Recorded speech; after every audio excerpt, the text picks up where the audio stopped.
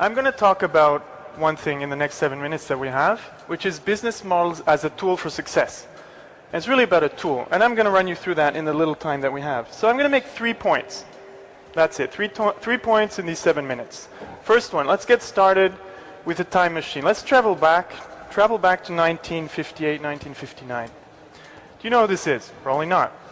It's Chester Carlson. And Chester Carlson is known for having invented the first modern photocopying machine. Now, why would I be showing this at an event like eDay? The reason is very simple that when Xerox invented this machine, it was great technology, but it was too expensive to bring to the market. So they asked consultants, what are we going to do? What are we going to do? We can't sell this, it's too expensive. Consultants said, too expensive, shelf it, don't go to the market. Well, they insisted. And what they did is, they went to go look for a business model to bring the photocopying machine to the market. So what did they do? Instead of selling the machine, because it was too expensive, they leased it to companies, and they said, you lease it, you get X thousand copies for free, but if you photocopy more, so if you photocopy 11,000 times instead of 10,000 times, you pay per copy. You know what happened? Of course you know the story. People made thousands of photocopies, and Xerox became one of the biggest companies in the world. Now, let's move on with the time machine. Fast forward. Let's move to 1997. Now, you know these two guys, of course. They're famous for Google. Now, Google was not too expensive when they came to the market. It was too cheap. It was for free. So what did they have to do? They had to find the right business model to earn money and to survive with this free product. And the rest of the story, you know, contextualized advertising, auctioned off over the web, and now they're the richest web company in the world. Now I could go on with the time machine and ask ourselves, what's the business model today? Is it Facebook? They don't have the right business model. Hoe kunnen we dat oplossen dan met de Is it Twitter? FTP-server? They don't have a business model. But what I'm going to do is I'm just going to go on with the point I want to make. What do these two examples En have hoe in moeten we het common? dan doen? Straightforward. They have a great business model, and the business model trumps technology, or enables technology. So they have great technology, but they needed a great business model to actually succeed and become big. So let's go to point 2. Now, I showed you that business models are important. Now we have to find out, well, how do we think about business models? As a startup, as a big company, how do I think about innovative business models? Well, I'll give you a tool to do that. It's called the Business Model Canvas. Very simple. It's a tool with 9 building blocks that allows you to describe, analyze business models, and then come up with great business models. How does this work? So, it's about 9 building blocks, customer segments. Every business model has a customer. Once you know the customers, you decide what are we going to offer them. What are the problems we're going to solve? Once you know what you offer, to whom you offer it, well, how are we going to reach them? What are the channels? The web, mobile, stores? Once we know how we reach them, we think about the relationships. Are we talking about mass customization? Are we talking about personalized relationships? And then, what are people willing to pay for? Right? Revenue models, important topic. For both examples that we saw before. Specific revenue models. And then we know, okay, this is the value we create. We know for whom we're doing it. So how are we going to do it? So we look at the left side of this business model canvas. What are the key resources that we need? What are the assets? Do we need servers? Do we need a great brand? Do we need great people, developers to do that? Or is it something completely different?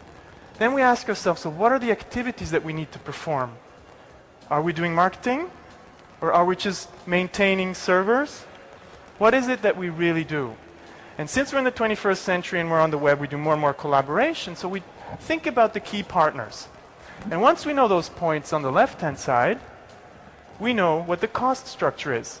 So, why do I show you this? Because on one piece of paper, you have all the elements of a business model, and it would help you think through the business model. So here's the concept. Now let me turn that into a tool. So, let's take away the clutter, overlay it with the canvas, and now you have a beautiful structure to start structuring your thinking about business models. And then all you do is you put up post-its, you think through your existing business model, new ones, and it helps you think it through. And you need this if you want to come up with great business models. Okay, point 2. We need this type of language to think through business models. It's not ad hoc anymore. We have to be structured about this, systematic. Let me get to the last point, see if I can get it through in 2 minutes. The last point is, okay, we have a tool. How do we use it? What do we do with that canvas? Well, we plot it out on a poster. We have this poster, we put it on the wall, and as a group of people, as diverse as possible, we think through business models with post-it notes. Now, the point is that we shouldn't stop with one option. We should think through multiple business models. So we have one, but that might not be the right one. Remember Xerox? The consultants told them you can't sell it. Well, that's only one business model. We need to generate options, as many as possible, as much as we can. We need to think hard and take time for that. We never take time for that, for thinking through the options. And then only we choose the one that seems best. You know who works like that? People like him. In the Dutch culture, you have a good architectural culture. This is an architect, Frank Gehry. Now, before he actually builds things like this, like the Guggenheim Museum, you know what he does? He takes the time to think through options. He makes models, he makes sketches, he goes on, more models, hundreds of study models, different scales, different types, until he reaches the right conclusion and thinks, okay, this is the way we're going to go. And that's my third conclusion. That's the way we need to think.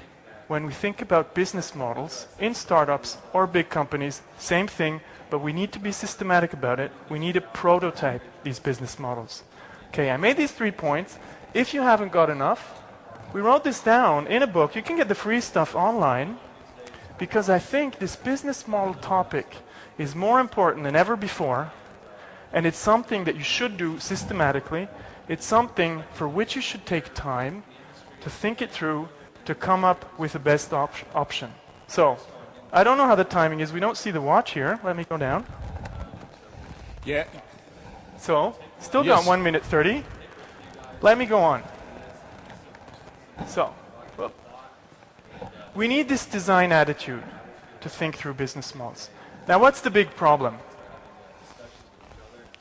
The big problem is we think we have the right solution and we go on. Now, we need to step back. Is it? Yeah, you have 30 seconds. Okay. To go. We need to step back and we need to use tools that help us generate different alternatives, and only then we should go for the right solution. And just the last word, you can see big companies starting to do this, and they're struggling with that because it's a completely different environment, notably through the web. So let me stop there. Okay, thank you, Alexander. They can reach you via the web, I saw. Exactly. Yeah, email.